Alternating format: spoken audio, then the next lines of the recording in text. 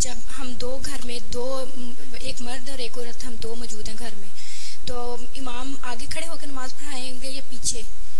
मैं पीछे खड़ी होंगी। जाहिर है अगर मियाँ बीवी हो या बहन भाई हो तो जो भी मर्द है वो आगे खड़ा हो जाएगा, औरत पीछे खड़ी हो जाएगी। मैं अकेली हूँ, मैं पीछे खड़ी हो सकती हैं, कोई हर्ज नहीं इसमें। मेरा दूसरा सवाल ये है कि पीछे खड़े होते हैं, हाँ, लेकिन बाज़ हालात में साथ भी हो जाते हैं। मसलन हज़रत मसीह अलैहिस्सलाम बाज़ दफ़ा ये होता था कि तबीयत ख़राब होती थी तो घर में नमाज पढ़ते थे, तो हज़रत अम्मा जान को अमूमन तो ये था पीछे खड़े होते थे, लेकिन बाज़ दफ़ा साथ भी खड़ा कर लेते थे और ये कह के कि मुझे इस वक्त चक्कर आ रहे हैं, हो सकता है मैं नमाज पढ़ाते हुए मुझे चक्कर आए, मैं गिर ना जाऊँ, तो सहारे की ज़रूरत है, इसलिए तुम साथ भी खड़ी हो जाओ।